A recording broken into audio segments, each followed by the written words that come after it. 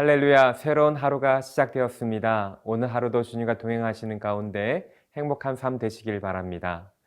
우리 신앙생활하는 가운데 가장 중요한 것은 예수님이 누구인지를 아는 것입니다. 예수님을 인격적으로 알고 그분이 어떤 일을 행하셨다는 것을 분명히 알 때 우리의 믿음은 흔들리지 않고 더 온전한 열매를 맺을 수 있을 것입니다. 오늘 하루 주님을 더 알아가고 주님의 사랑을 경험하시는 하루 되시기를 바랍니다.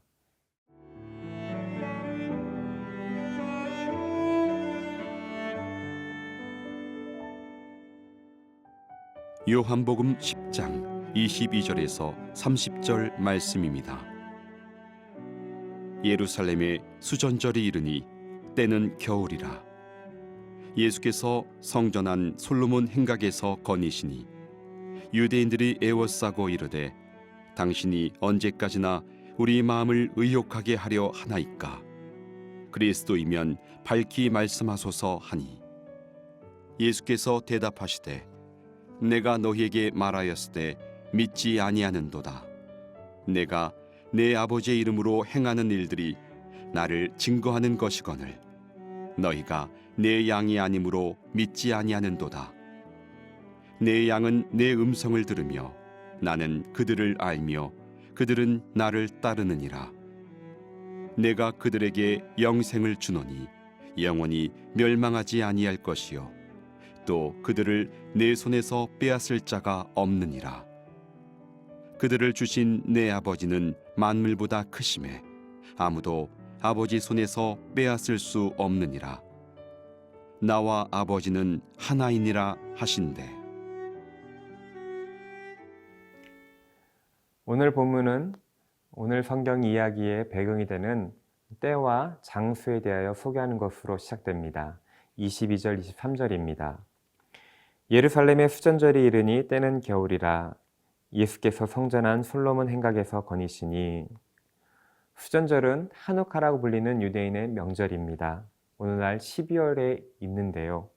수전절은 기원전 164년 시리아의 폭군 안티오쿠스 에피파네스가 예루살렘 성전 제단 안에서 제우스 신상을 세우고 그리고 그 안에서 유대인에게 금지되었던 돼지 피를 사용하여 제사를 드린 것에 분개하여 유다 마카비가 혁명을 일으키어 예루살렘 성전을 수복하고 그 안에서 하나님께 다시 제사를 드린 것을 기념하여 시작된 명절입니다.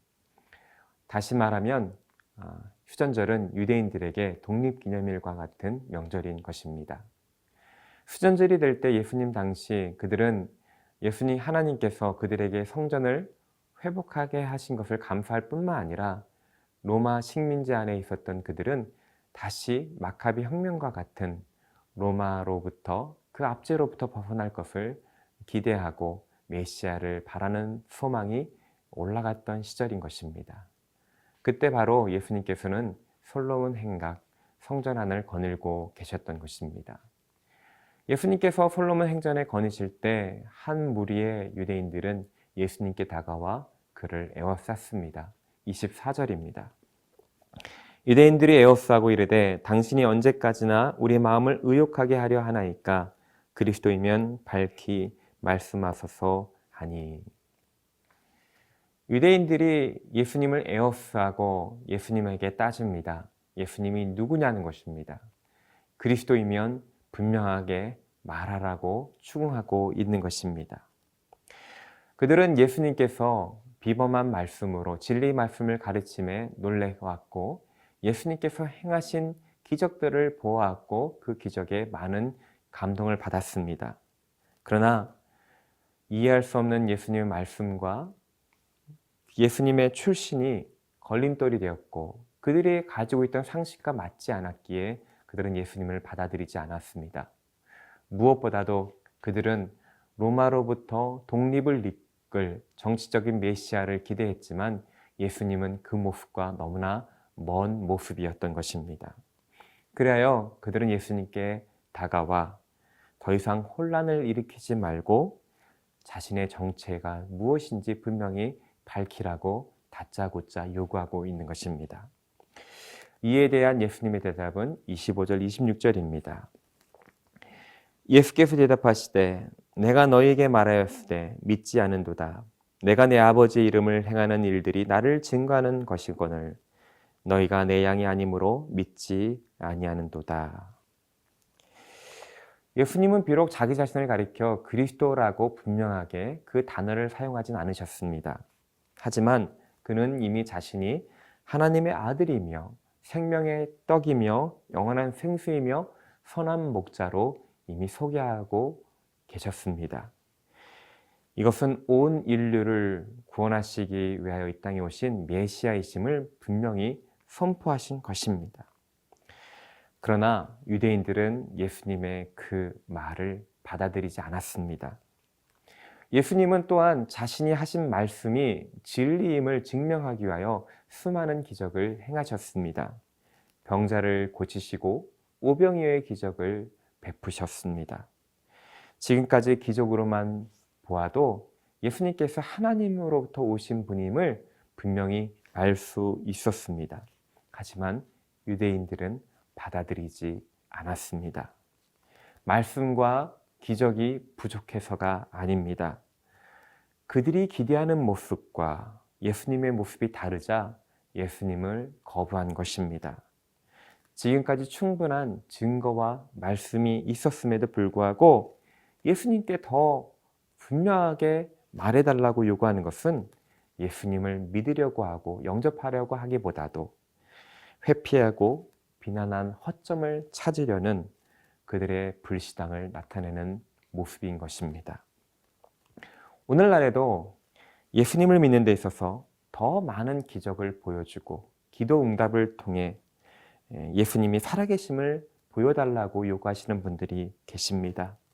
하지만 이런 말들은, 이런 태도는 예수님의 말씀을 받아들이기 싫어하는 우리의 마음의 불신앙을 나타낼 뿐인 것입니다. 예수님을 그리스도로 영접하는데 성경 이상의 증거와 말이 필요하지 않습니다. 진정한 마음으로 말씀을 읽고 그 안에서 예수님께 행하신 일들을 겸손하게 받아들인다면 우리는 예수 그리스도를 메시아로 그리스도로 고백할 수밖에 없는 것입니다. 이미 예수 그리스도를 그리스도로 고백하고 계시다면 그것은 하나님의 은혜입니다. 그리고 아직 예수 그리스도를 그리스도로 고백하지 못하고 계신다면 오늘 말씀을 통하여 예수님을 그리스도로 고백하는 은혜가 있기를 바랍니다.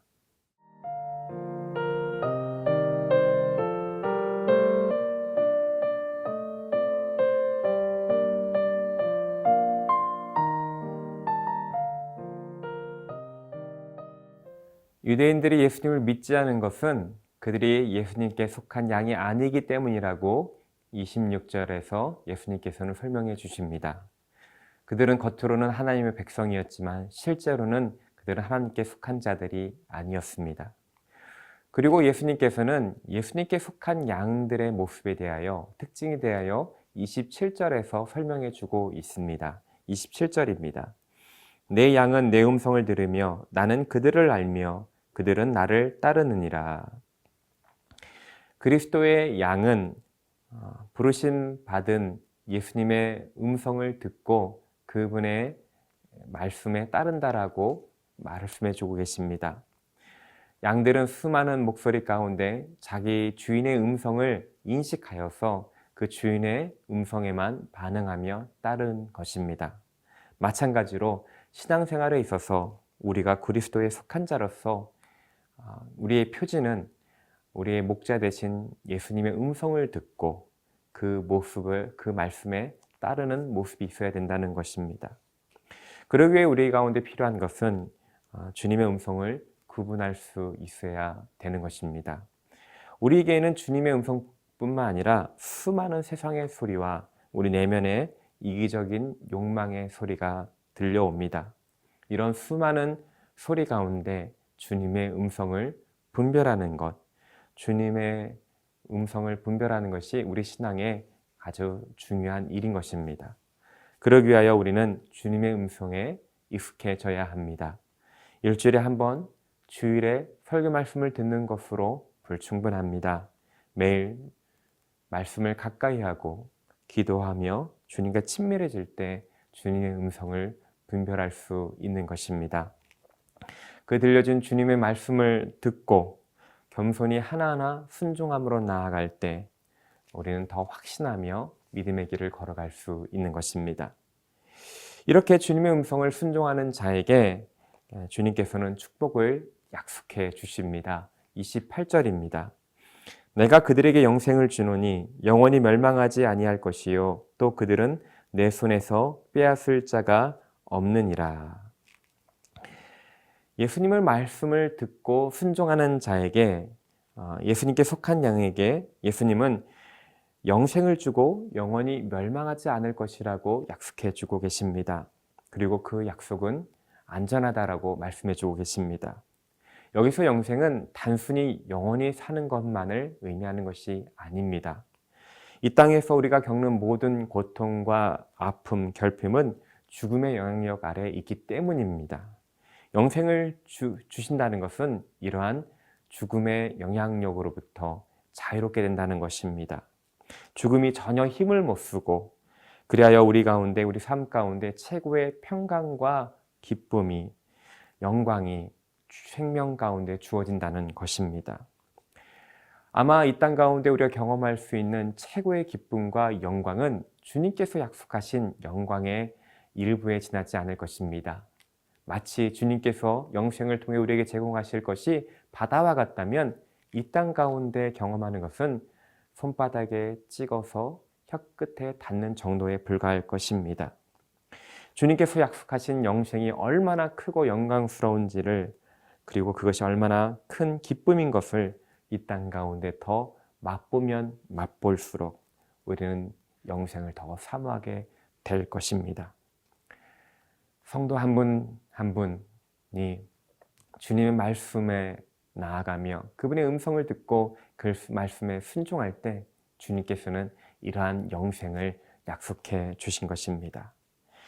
주님 앞에 머무는 시간마다, 예배 때마다 주님께서 주시는 이 영생을 맛보시기를 바랍니다. 29절입니다. 그들은 주신 내 아버지는 만물보다 크심에 아무도 아버지 손에서 뺏을 수가 없느니라.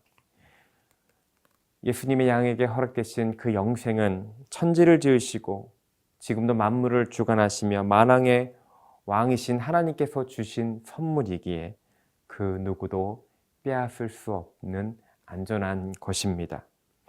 세상의 어떤 악한 세력도, 우리 안에 있는 어떠한 죄와 허물도 하나님께서 주시는 영생을 빼앗아 갈 수 없는 것입니다. 그리하여 주 안에 있는 우리는 안전한 것입니다. 찬송가 370장을 보면 주 안에 있는 나에게 딴 근심 있으랴. 십자가 밑에 나아가 내 짐을 풀었네. 주님을 찬송하면서 할렐루야 할렐루야 내 앞길 멀고 험해도 나 주님만 따라가리라고 찬양하고 있습니다. 오늘 우리 삶이 아무리 험하고 힘들더라도 주님의 음성을 듣고 할렐루야 찬송하며 주님만 따라갈 때 주님께서는 우리에게 영생의 기쁨을 허락해 주실 것입니다. 오늘 이러한 풍성한 은혜를 경험하시는 저와 여러분 되시기를 바랍니다. 우리 함께 기도하겠습니다. 우리의 선한 목자 되시며 우리의 아버지 되신 주님, 우리가 주님을 음성을 듣고 주님 말씀에 순종하며 나아갈 때 영생의 기쁨을 맛보게 하여 주시며 주님의 평강과 영광을 누리게 하여 주시옵소서. 감사드리며 우리 구주 예수 그리스도의 이름으로 기도드립니다. 아멘.